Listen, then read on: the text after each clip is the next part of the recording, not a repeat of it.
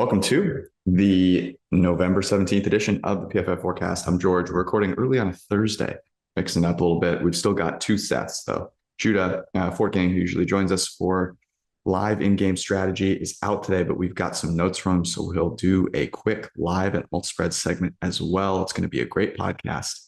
Let's rock.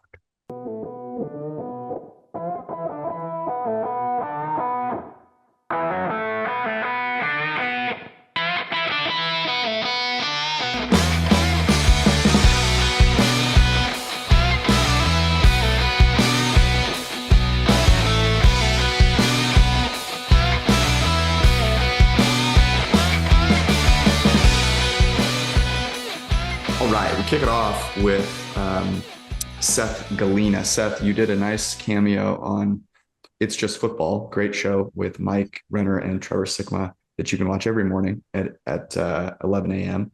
8 a.m. I think it's 11 a.m. Eastern time and 8 a.m. Pacific.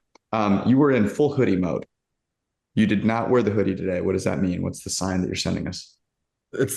The sign is that I showered this morning. Okay. That's the difference. Like, it's pretty easy thing to figure out there. It is cold though, and I think I might have to go to a hoodie at some point this afternoon. But how many inches of snow are you? You're in Canada. For anyone, yeah. Any members of the press that don't know, Seth is live up north, and of course we're looking at apparently 3 to 6 feet of snow in Buffalo. Although what I've read is that it's supposed to be pre-game, so who knows how much that is in game. But are you experiencing any of that? We got snow yesterday for the first time. First snowfall of the year. Always a pleasure to see the first snowfall of the year. Very beautiful. After that, the snow can go to hell, to be honest. But the first one is always nice. Speaking of people that don't look like they shower often, Aaron Rodgers. Not you, Brad. Don't worry. Aaron Rodgers on Thursday night. Packers 4-6, 4-6 against the spread. Titans 6-3. 7-2 against the spread. Current line is Tennessee plus 3.5. Total at 41. Looks like it's going to be 21 degrees. Light winds, nothing too crazy in Green Bay. So Seth, let's start here. Packers coming off of a spirited win. Aaron Rodgers beating his former coach Mike McCarthy. Dak throwing a couple of interceptions in that game, and the Packers squeaking out a win as an underdog at home. Now at home, a favorite of more than 3 to a Titans team that I think, while 6-3, is not one that people feel incredibly confident about given the record. So all that said, what's the biggest matchup in this game that you're looking at? Well, I think like the matchup, and this, you could say it's basically any Titans game. It's going to be like, where does Jeffrey Simmons line up? Because he is one of the best interior defensive linemen in the league, really. I mean, like maybe number 2 behind Donald. Donald kind of like always number 1. He's probably number 2. So, if he goes against a guy like Royce Newman or something like that could be a really, really big advantage in the Titans' favor. Jeffrey Simmons, he was on the injury report, if I remember correctly, or he didn't play last week, right, Yeah, Brad? He back to full health last week. Yep, but he's not expected to miss tonight. Okay. And I have to give the Titans interior D-line credit for last week, because they're playing without Jeffrey Simmons, playing without Bud Dupree, of course. And the entire D-line was still really, really good getting into the backfield against the Broncos. Obviously, the Broncos have their issues on offense. We know that, but still credit to the D-line last week. Yeah, my guy Tyler Tart, one of the best undrafted free agent pickups in a long time. We'll get right to that then. So yeah, this Titans defense is stout, but the Cowboys defense is supposed to be stout as well. Only had 5 pressures total last week. Is the Packers offense back, Seth? Yeah, I think this is really interesting because you look at the game. On Sunday they go out, they scored 28 points in regulation, get the field goal. So 31 points. We're excited. The Packers offense is back. Everyone's loving themselves. But then you kind of look at it and yes, like you said, the Cowboys have one of the top defenses in the league. However, they're very unique in what they do on defense. Is like they will show you one high safety looks and they will play cover one man-to-man coverage. Like that is their game. And against most teams that they can get away with it. But we've seen games, the Eagles game on Sunday night a few weeks ago, and we're seeing games like last night where, when you only do one thing, it's not it can be a matchup problem. Like, you could still be a good defense, but just have matchup problems specific to the offenses you're facing. And, playing against Aaron Rodgers and Matt LaFleur, they gave them some really, really big issues. The interior of the Dallas defensive line is not great, so they were able to run the ball a little bit. They were able to get outside because you can condense them you can condense their defense by you going into condensed formations and getting the ball out wide, which you saw a lot. And then just the man-to-man coverage, you can do a lot of things to get people open against men. This Titans defense is completely different. This is we're going to show you two high safeties as much as possible.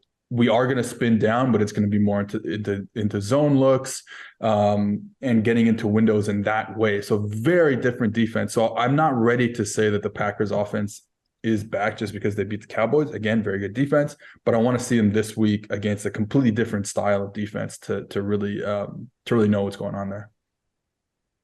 You mentioned the different style, and just to piggyback off what Brad was saying, the Cowboys, an incredible pass defense, incredible pass rush. The Titans, a run defense that is incredibly stout. And you mentioned Jeffrey Simmons there, maybe, only two, maybe only one defensive tackle in the entire league who's better than him, still top 5 graded defensive interior player.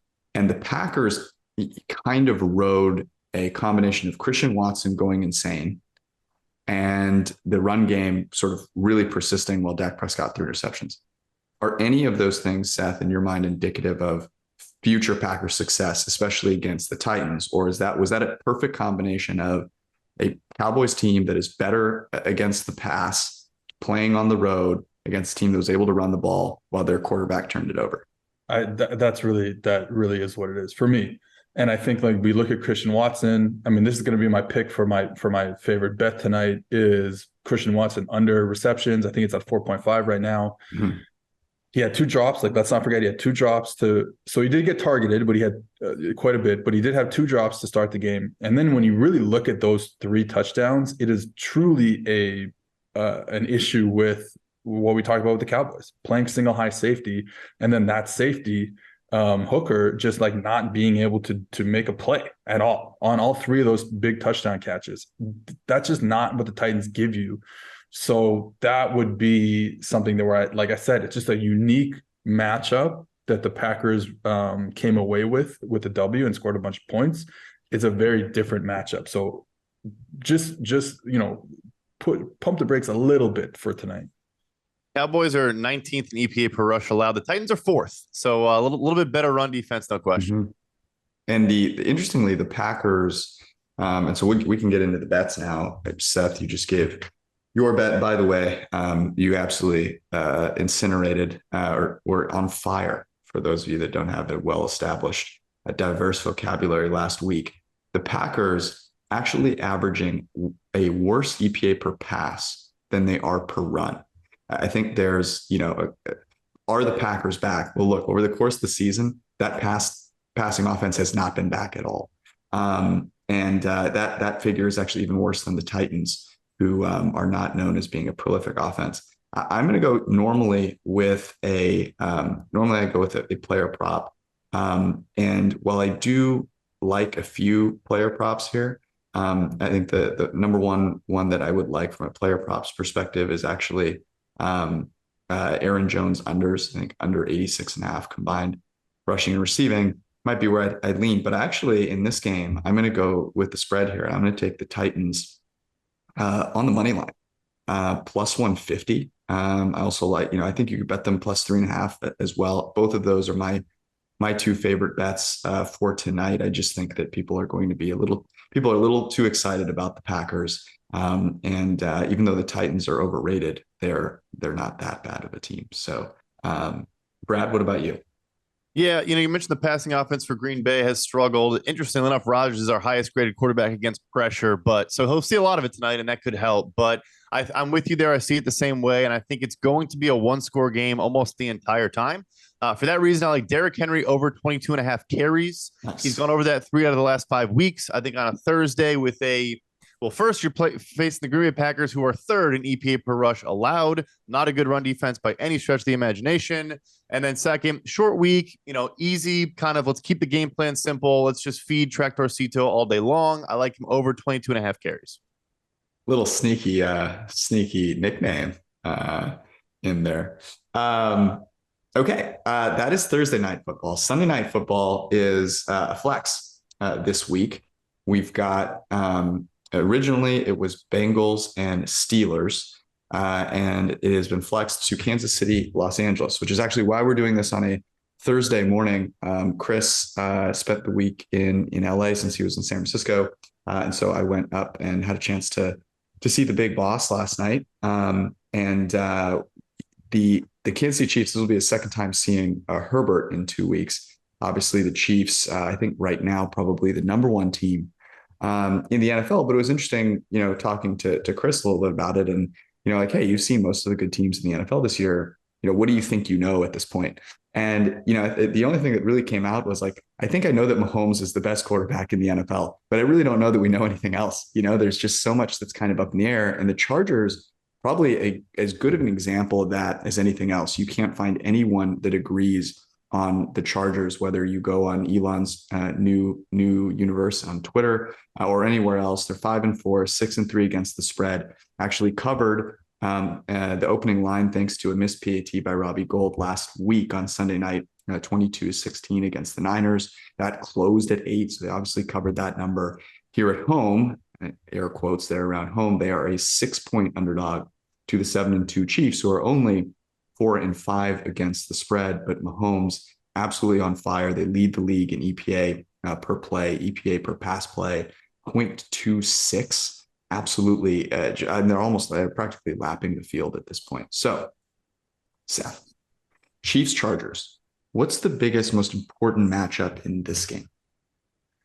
So the Chargers in week 2, when they played their first matchup in Kansas City, played and we talked about it just now with the other matchup, is like they played almost exclusively man coverage against the Chiefs. And this is like the thing that the Chiefs are seeing now.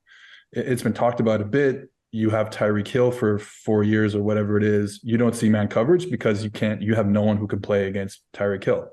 The Dolphins have Tyreek Hill now. They saw a lot of man coverage last year. Now they don't see any man coverage because you have no one when you're playing against a team to cover Tyreek Hill. So the Chargers played it just like a lot of teams are playing it, and I thought they were okay playing it. The issue is like they don't have players, right? The Chargers just have no players on defense, and it's getting worse. The injuries just keep compiling on that defense. So now you're in a situation where, for me, the biggest mismatch is Kelsey against Michael Davis, the corner, who they're going to have to put on him a lot when Kelsey splits out. It's a matchup that has happened a lot in the last, let's say, 2 years since, let's say, Brandon Staley became the head coach and defensive play caller of the Chargers. They've had to use that matchup. They just don't have anyone else. They tried J.C. Jackson when he was healthy in week 2. That didn't work either. So now you're back to Michael Davis. Davis allowed a catch where he was just bullied by George Kittle last week over the middle of the field. So that's a bad mismatch. And they almost don't have a choice by the way they play defense. Want to play a lot of man coverage. That's what you're going to get, and it's not a good look. By the way, that game in Kansas City, week 2, Kansas City was favored by 4 at close, a total of 52.5. Of course, now in Los Angeles, Chargers a 6-point underdog, total of 51. In that game, though, Joey Bosa played, Rashawn Slater played, Keenan Allen, Mike Williams, both healthy in that game. Brad, real quick, Keenan Allen, is he going to be back? Mike Williams, is he going to be back? Obviously, both Bosa and Slater on IR. If I could give you a good answer on Keenan Allen, I would be like a tarot card reader. I think so, though. They've kept holding him out. It sounds like he's practiced individually yesterday, did not participate in team drills, but I think they're trying to get him back for this game. Mike Williams, I think, less likely. And then, Bosa, I'm not even sure if he plays the rest of this season based on the way Brandon Staley answered that question yesterday. So, And All right, like Seth. So Bosa's, you meant, sorry, oh, I go just ahead. said Bosa's the only guy who got any sort of pressure in that first game. Mhm. And just the Chargers in general just can't get any pressure on the quarterback. You saw it last week. Jimmy G, clean pockets, every play. It's I rewatched that game last night, and the Chargers defense is down bad. It's really, really bad.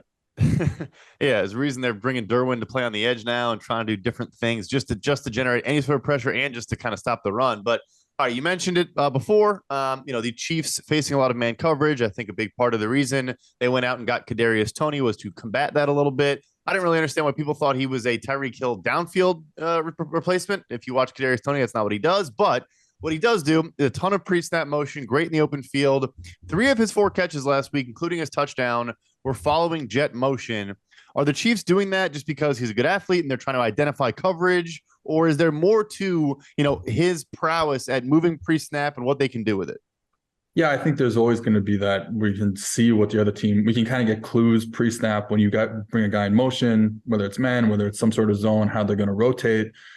And there's also, so that's, maybe number one. Number two is just like, hey, we can get into some miscommunication error or just communication errors from the defense when we go from the strength of the formation being on one side to the strength of formation being on the other side. You have to check to whatever your, the thing with the NFL, and I think we talked about this, is like, if you're in a 2-by-2 formation and you want to play a certain coverage against it. And then when the team goes to a 3-by-1 formation, you want to check to a different coverage. So you have to make these communications and you have to do it in a simple way. So like just changing that picture before the snap always helps. And I think the other thing with Toney in particular was you're going to get the kind of motion at the snap, and even you could call it motion after the snap, coming kind of from one side of the field to the other, kind of behind the line of scrimmage after the snap. And that's just a way to get him some space, because you want, like you just said, he's not a downfield type of player. So how do we create space for him within 5 yards? Well, we get him on the run as the ball is snapped or just after the ball is snapped. So, and this plays into, well, first of all, again, man coverage. So you're going to get all sorts of motion and stuff like that just to take advantage of guys who are coming across the formation. If he's man-to-man on one player, that player is running across the formation, you're always going to be late, right? You're always going to be behind that player because you don't know where he's going to go. You're trailing him. You can get him to the flat pretty easily for a completion. So, and this just plays into where I would go. I would go Toney. I don't have the number in front of me. I don't know if they're out yet, but Toney, whatever let's say it's 4.5, 3.5, something like that for catches. I would look at the over, because I think, again, man-to-man coverage, they've shown last week in his first kind of, let's say, full game as a Chief, that they're going to get him the ball in different ways. I love it. It's such a perfect recipe for a lot of Kadarius Toney catches. Yeah, I'm curious what that total will be. Obviously, it won't be anything close to what it was the week before. I think there's been a lot of excitement about Kadarius Toney, some news about, how could the Giants have let this guy go? Brad, where are you going in this one? Yeah, this is a tough one. We obviously took the Chargers and they were at 7 on Sunday. It's now come down to, I see 5.5 or 6. I think that's really all I liked there. I guess you could now tease the Chiefs down if you wanted to. But yeah, I mean, Seth kind of touched on it. We just don't really know what the Chargers are right now. Without the props out, there's nothing obviously I can lean towards there. I guess the one would be, and obviously they're going to get juiced up at all times, but I mentioned Derwin James has now played 27 snaps over the last 2 weeks at edge along the defensive line. They're trying to stop the run. He played 22 snaps through week 8 combined down there. He was in the box or back playing safety. So you're probably not getting a lot of him on Travis Kelce. You mentioned Michael Davis is not very good. So maybe a prop whenever that comes out, but I'm sure it's going to be like 7.5 or whatever. Yeah. But yeah, Chargers +7, I think was the bet. And I think we got it on Sunday. Yeah, I think it's might be a little challenging to take the Kelce over receptions. But in this game, where, look, the Chargers are an underdog at home. I think that spread maybe, we think it's maybe a little bit heavy. Obviously, we took Chargers +7 there. So I'm not going to shy away from it. I think I agree with Seth. That's the biggest matchup advantage on the field. Although I think to Seth's point, it's not as if Kadarius Toney is going to have a particularly challenging one either. But Travis Kelce is the highest graded tight end in the NFL. He's still Mahomes' #1 guy. on prime time, Kelsey's going to show up here in Los Angeles. I'm with it. I'm going Kelsey overs whenever they do come out, like a huge square. I'm fading all the sharp plays. I think the Tony matchup is more of a matchup. No, first of all, it's not like they have like a million great cover guys. Right. Bryce Callahan playing the slot might be the guy they match up, but it's more of a scheme matchup that you like because you're going to see Mecole Hardman's going to be out, I believe, for another game. So that's going to give more opportunities for Tony. And just like they're going to get into bunches, they're going to get to stacks, they're going to create openings like schematically for quick throws to Tony. I think that's the matchup. Imagine Juju Smith-Schuster as well, because he had that pretty nasty concussion. I don't think he's going to play either. So more love for both of those props then. Now I feel like a sharp. Great. Okay, we usually close out with a pet peeve from Seth, but I'm gonna go first. Pet peeve of mine, Seth. When people wear hoodies on camera with a little bit of, so there are a couple of ways that I don't mind hoodies in general, but I'm gonna call it a couple of styles. I'm not just gonna pick on you. I think the worst hoodie style that you can possibly have is actually the Dan Orlovsky, the hoodie underneath the sport coat. Nothing says I am confused. I don't know what age I am. I have no idea like how to dress than that look. I think that is the worst hoodie look you can have. But the second one, Seth, is what you were rocking earlier this week. I'm just so glad you're not doing it anymore. The hoodie on where the hood is a little tight. And so you've got like hair just shooting out the front.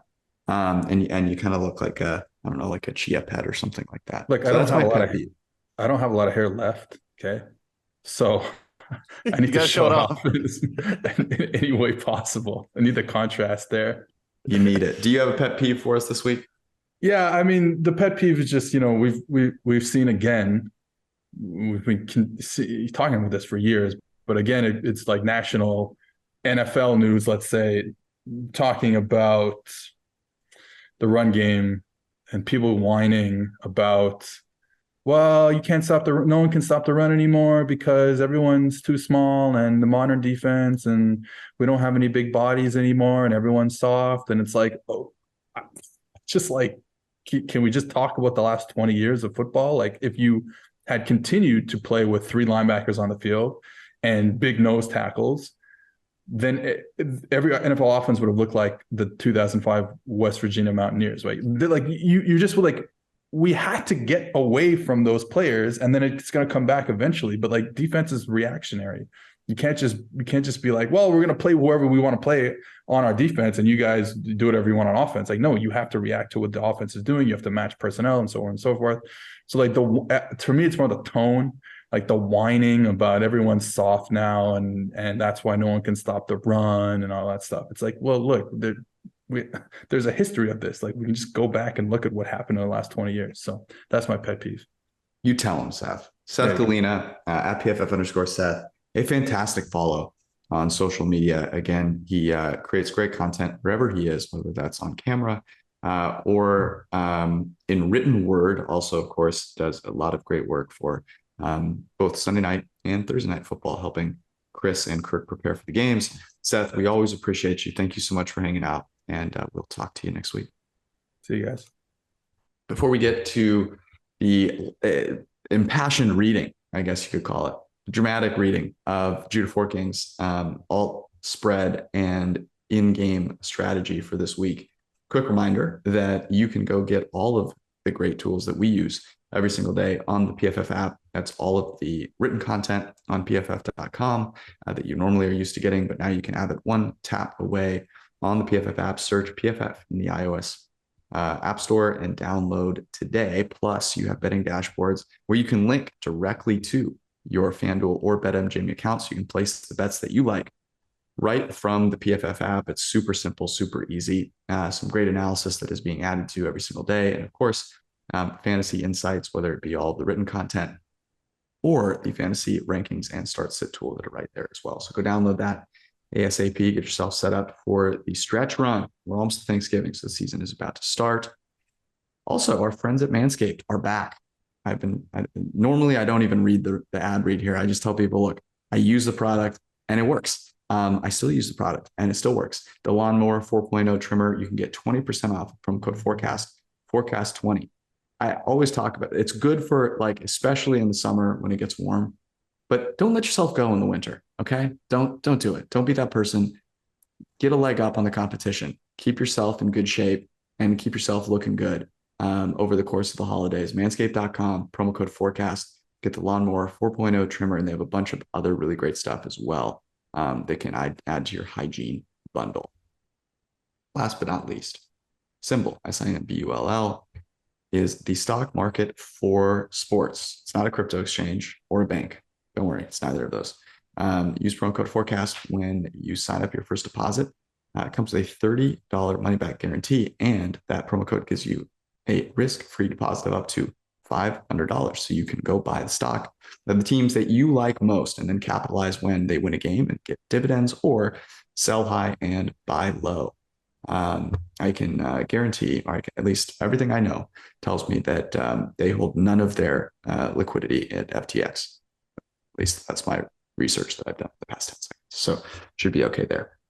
All right, Brad, we've got Judah not live in the flesh, but we have his words here in front of us. So what Judah Fortgang does every single week for us, if you're a PFF user on the PFF app, you see his great content. He gives us alt lines, in other words, a spread that is an alternate spread that gives you some better odds, as opposed to just betting the spread that is published there in the book. And then also a strategy for live in-game betting. This guy basically is like a high frequency trader during games. And the way that he prepares for that is by putting together a strategy and then executing on it when he sees it. So Brad, I think it's only fair that we're going to give one alt line and then one in-game strategy here. Why don't you do the alternate line, since this involves your Chicago Bears, a team that we all bet on Sunday night? Yeah. So Judah likes Chicago laying 2.5 on an alt line and the over 20.5 point total. Or you get plus 195 Chicago minus 5.5 and the over 20. Sorry, that is plus 195. Or you can do Chicago laying a full 5.5 points and still that over 20.5 point total, and that is plus 275. So we, like you said, we wrote this up at plus 3 on our early spread picks earlier this week. But here's some of what Judah had to say. So following the mini bye after week 6, the Bears are obviously utilizing Fields' rushing ability. We've talked about that extensively. They've also increased in play action rate from about 30% to over 40%. And they are now, over the last 4 weeks, per his drive quality metric that he's talked about on the show before, second best over the last month and 7th best in EPA. The Falcons obviously have a terrible defense, cannot generate pressure, which is, huge for Chicago with a bad offensive line, and are bottom 10 in the NFL in EPA per rush allowed, which we saw with Deontay Foreman running rough shot over them on Thursday night with the Carolina Panthers. So, it's really based a lot on, he doesn't think the markets are pricing in this change for Chicago. They're still clinging to priors of both last season and the first month of this season when they did not use Justin Fields' legs as a threat at all. So that is his first and his favorite alt play this week.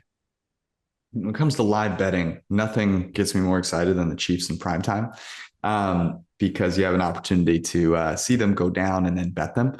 I think the Chargers game is a good example of a place where you might see that.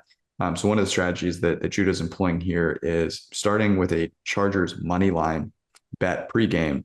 And then, they're obviously a huge underdog here in this game. You can get the money line right now. Make sure that I have this correct at plus 250. I want to say, LAC. Actually, it's more like plus 210, I guess now. Start with that, and then wait for potentially an opportunity to buy the Chiefs if they fall behind in a game that Los Angeles has to win. This is a huge game for them. Get Keenan Allen and Mike Williams back. Those pieces kind of come together. And the Chiefs, as like, they're always, I feel like, a team where, they don't need to be extra motivated in the regular season. And so they're maybe a little more likely to just sort of, have these games where maybe they're not on for the entirety of the game. Expect them to win, though, overall, and then you can snap up the Chiefs and build yourself a nice middle in that game. So that's one strategy for in-game. And then another one, Brad, and I'm curious which of these you like more. Dallas, Minnesota, probably the biggest game of the weekend. Minnesota, only one loss, best record in the league, tied with the Eagles now. And if Dallas, they're playing Dallas. If Dallas falls behind early against the team in Minnesota with Kevin O'Connell, who's been a mastermind on scripted plays, take the Dallas Cowboys and Dak to close it out and bring it back and get closer, either win the game. Which one do you like better, Brad? I think I honestly like the second one better. So the Chargers, and yes, they haven't had Keenan Allen and Mike Williams, but they've fallen behind by 10 points in the first quarter. Not last week against San Francisco, but they did 4 weeks in a row. It's an NFL record for the consecutive weeks falling behind by 10 plus points in the first quarter of a game. They're not great early. And obviously his play is to bet them, hope they score, and then take the Chiefs. I'm not sure I love the approach there. Again, with those receivers, things change. But I love the concept with this Minnesota-Dallas game. Minnesota's great in scripted plays. I think we still don't know Christian Darrisaw's status at tackle, but I think you can get over that in the scripted area and kind of scheme around it early. But then if you're maybe trying to win the game late and Dallas is bringing heat and you don't have your star, our highest graded tackle in the entire NFL right now, Christian Darrisaw, it could rear its ugly head and cause problems later on. Yeah, I think I'm with you. I mean, if Kansas City goes down early, you better believe I will be live betting Kansas City. But I don't know if I expect that necessarily to happen. But if it is, I will definitely snap it up. I think, that's probably my favorite bet every single week is if Kansas City goes down, betting them to come back. All right, those are Judah's plays. Of course, you can find all of his great content on PFF.com and the PFF app, as well as on Twitter at Throw the Damn. All right, it is time for us to go to the second half of our Seth doubleheader. All right, Tej is back again. We got, what would you call it that we got on Sunday night, Tej? Because we had Niners 6.5 closed, I want to say at 8. So we got obviously the better of that number. And Robbie Gold couldn't get it done for us. Missed the PAT. They win by 6 instead of 7. Absolutely brutal. So have you recovered? Because I don't know that I have. Have you? I think we got like the strays of a little cowardice from, Kyle Shanahan. Just go for the touchdowns in the end zone. You have all these weapons. You're such a great play caller. Like just stop kicking field goals from the 1 or 2 yard line and put the Niners ahead by 2 scores and cover for us. But, he didn't want to do that. So that's what happened there. Such a shame. All right. We go into this week looking to recover, bounce back week. So Tej, we'll start with you. What's your first bet that you've got? Yeah. So want to bounce back here on some of the lines. So, I'm going to go with the Cowboys -1, -1.5. I like either wherever you want to find it. And I think like when you can get the slightly better quarterback at, basically an even money or pick 'em type game, PFF's power rankings tool has Dak worth 6 points above, a replacement level quarterback, and Kirk Cousins only worth 5.5 points. So you're getting the slightly better quarterback. You're getting the team that's better on defense, right? Cowboys have the 4th best defense in the NFL, according to EPA per play. Vikings have 13th best defense, according to EPA per play.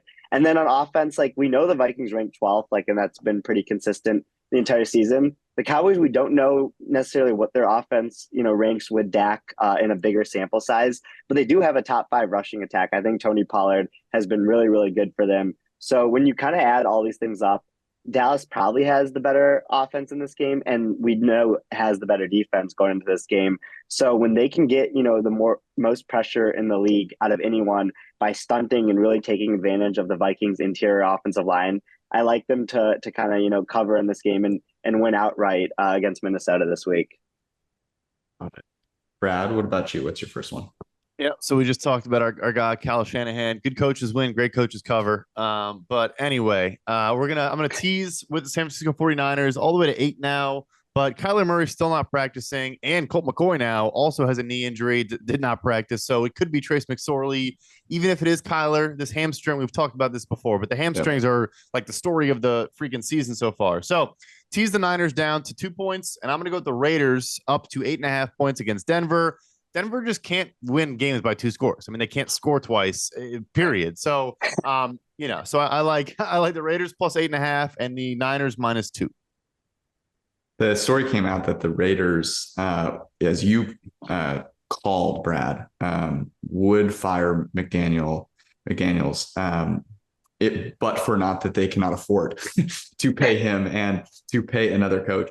Is that actually true? I mean, I get that they couldn't, so they would be on the hook for his entire salary. And is the reason that they couldn't fire him because they would just have no way? They'd have an interim this year and they'd basically have to stick with an interim next year because they would have no way to compete for a normal coach. Is that the deal? So there's usually tiered buyouts in all these contracts. And I'm guessing, though, with McDaniels, he made it so difficult to pry him out of New England. And I'm sure he's got a Jimbo Fisher level deal where I'm sure it's like he's getting the vast majority of the money still, even if they fire him. They paid Gruden a settlement after giving him the 10-year, $100 million deal. It is true. I know it sounds silly to say, hey, an NFL owner doesn't have the liquidity and cash to do this. The Raiders and Mark Davis, they don't own any assets besides the Raiders. So, I called that. Like, I think it's just kind of obvious, unfortunately. So, yeah, I don't think he's going anywhere anytime soon. I love your teaser. I love the Niners leg of that teaser. I'll give, I had a couple of other legs that I was going to throw out additionally, or actually really just one right now, and that is Minnesota. Currently a 1.5 point underdog at home against the Dallas Cowboys. Now, the total on that game, 47.5. The game that you mentioned with the Denver freaking Broncos, totals at 41.5. So those 8.5 points that you are getting for the Raiders worth a lot more in a lower scoring game. But if you can get Minnesota out to 7.5 like that, quite a bit as well. My first bet is going to be the Bills-Browns game. So let's look at the weather report right now. It is supposed to snow today, tomorrow, and Saturday. On Sunday, it is not supposed to snow. I think that's why we're seeing the total stay over 40. But here's the interesting piece of this. Winds, it's going to be 28 degrees, winds at 20 plus miles per hour. There's also, and this was what I was going to ask before I kind of talk about this, Brad, there's a chance that because of the snow before the game, that they move the game. What do you think about the possibility of that? It's less about the conditions to play in the game and more about the conditions by which people would be able to get to Buffalo. Yeah, I think it happened a couple of years ago with Jets Patriots, I want to say was the game. I think I read earlier they might move it to Detroit. I think would be where it's kind of a neutral site. They obviously have a dome, and Detroit is on the road this week. Yeah. So no, I like the idea of trying to get CLV on snow. The snow CLV is an interesting play. I like it. Yeah, so that was going to be my one, right? It was like, hey, if you think this is going to move, if there's a chance that this moves, you could grab the over. Now, everyone, 86% of the cash, 80% of the tickets are on the under. And I think everyone's going like 42. Are you kidding? You can still get the under here. And I think that's an interesting play. The way that I might play that, though, my bet here is going to be, is if it does stay in Buffalo, 22 mile an hour winds, wind is super impactful. Obviously, if there was a thunder snow, that would be super impactful. But wind is the one weather element that really messes with the passing game. And so the Cleveland Browns, with one of the best, run games in the NFL, great offensive line, getting 7.5. You're not getting the best of the number, but in a game that could potentially be played in a snowstorm like that, and if it happens to go to say Detroit, you're still live there. If you bet the under and the game goes to Detroit, I think you're in trouble. But if it goes to Detroit, you still got the Browns plus more than a touchdown. That is my first one. Tej, where are you going next? Yeah, so just a note on that game there. So it was Bills Jets 2014, Brad, that got moved to Ford Field. It was a school night. My parents didn't let me stay up. I was really sad about it, but I did get forwarded an email from someone who does like some work at Ford Field, and Ford Field is starting to prepare for the possibility that the game gets moved to Detroit. So I do like taking the over there and, hoping that they go through with it. So, that's some information that can help your bet there. But my next bet is Bengals -4 against the Steelers. So, if you look at everything that had to happen in week one for Cincinnati to end up losing that game or for that game to go into overtime. Joe Burrow turned the ball over 5 times. One of them was a pick six. When he fumbled, Pittsburgh got 3 points off that turnover. So that's 10 points Pittsburgh's offense was getting off of turnovers. I don't think Burrow will turn the ball over 5 times in this game. Like maybe, an interception or two. But Pittsburgh's offense is really, really bad. Like they rank 26th in EPA per play right now. And the Bengals, the last time we saw them, it looked like they're figuring out their ground game and kind of figuring out like a better way to attack teams without Jamar Chase. And so, when you can get 4 points, I think, you can take both the team with the better offense, with the better defense, and kind of take advantage of, some people maybe thinking that it'll be a repeat of what happened in week one. But I just don't see the Steelers scoring that many points in this game. So even if the Bengals don't have the high flying offensive attack that we're used to, I don't think they'll gift the Steelers as many points as they did last time and, kind of take advantage of that in this game and cover the 4-point spread. That. Brad, where are you going next? Yeah, so I'm actually going with Tage's Detroit Lions now that we're talking all about Ford Field. They're +3 against the Giants. I'm going to keep fading the Giants until I just keep losing money, I suppose. But actually, no, I took Seattle on the pod, and they covered there. But anyway, so Lions getting a full field goal. I liked them last week in Chicago as well, getting a full field goal. They are 14th in EPA per play. The Giants are 8th, so they're not much of a difference there. Their defense is worse. I do think the Giants' one weakness has been kind of Darnay Holmes and this rotation of players they've had in the slot. Amon-Ra St. Brown was back in a big way against Chicago, just absolutely dominated. My guy Kyler Gordon was open on seemingly every drop back. And, when Tom Kennedy wasn't running wild down the sideline against Jalen Johnson. But nevertheless, I still don't totally believe in this Giants team. It's kind of two teams where the one-score games have gone opposite directions throughout the season. I think they're better, but I like them getting a full field goal here. I think they can cover the full field goal. Like where your head is at. I am going to go to Thursday night. I think there are two plays here that are worth playing. One is if you're a little more fine, you want to take on a little more risk, you can get the Titans +150 on the money line in Green Bay tonight. And if you want to take the spread, +3.5.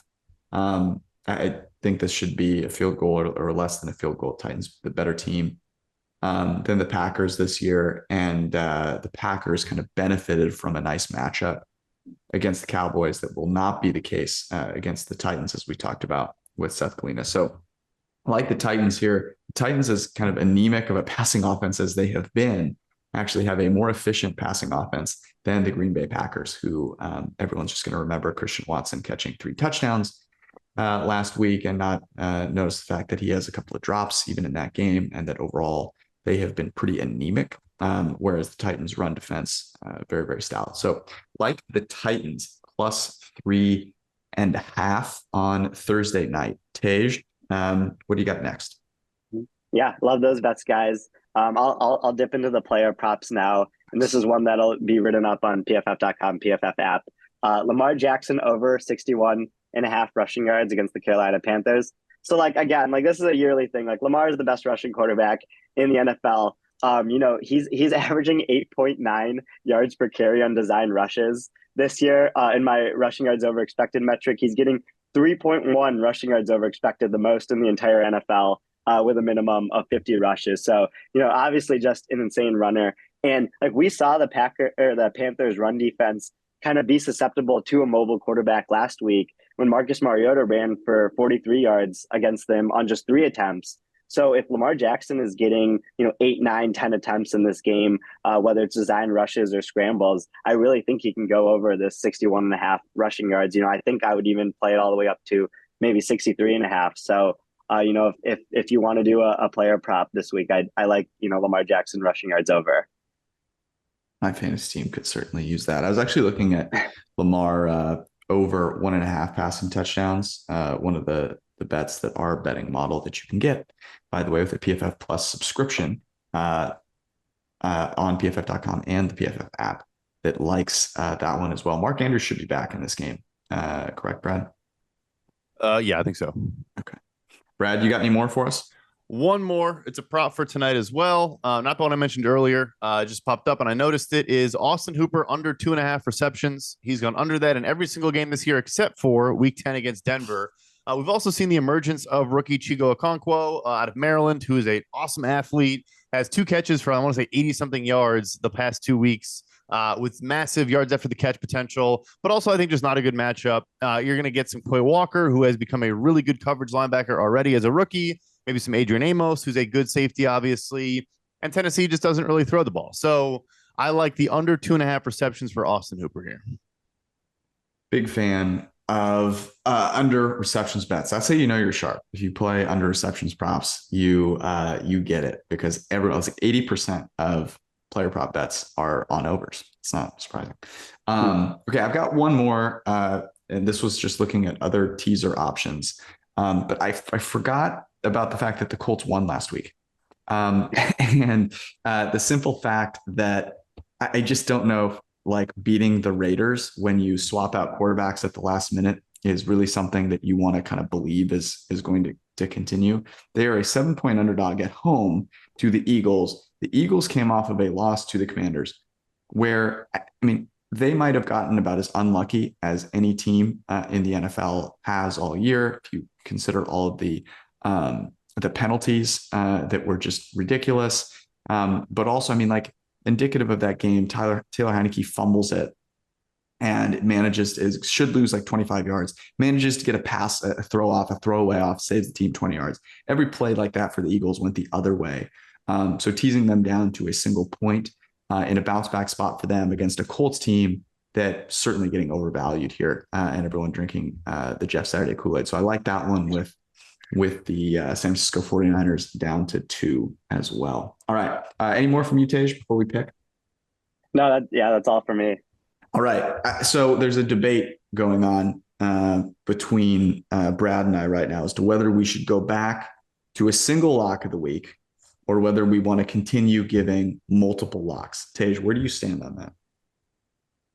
I like the single lock of the week. You know, Okay. I think if the FTX taught us anything, it's maybe don't put all your eggs in one basket. But I still like, you know, keeping it simple here for this aspect of things. So let's do the single lock. All right.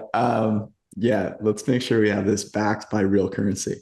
Brad, where does your heart and your head lean here?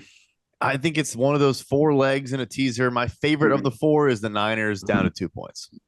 I'm in lockstep with you, and Niners is my favorite. Tej, what's your favorite second leg for that teaser? I think the favorite second leg would probably also be the Raiders at 8.5. Yeah, I think I'm with you, Brad. That was your original selection. You good to rock with that? I love it. All right, so the lock of the week, single, only one, but let's make it count. The San Francisco 49ers teased from 8 down to 2 against the Arizona Cardinals with God knows who at quarterback, potentially an injured Kyler Murray, and our Las Vegas Raiders. They just lost to the Colts. They're a laughingstock, but they're playing the Denver Broncos on the road. You can tease that up to 8.5. I just know that Derek Carr won't let us down. What could possibly go wrong? I know Jimmy G won't let us down. Know that. That is the lock of the week. We appreciate all the members of the printing press for hanging out with us. We love you. Tej, thank you so much. Seth, Galina, of course, and Judah Fortgang as well. We appreciate you. We'll be back on Sunday night to guess the line. So make sure you come hang out with us. If you're not part of that podcast on Sunday night after the games to guess the lines, you're missing out. And of course, check out all of the great content from Brad, Tej, Seth, and Judah on the PFF app and on social media. Fellas, we'll talk to you later. Peace.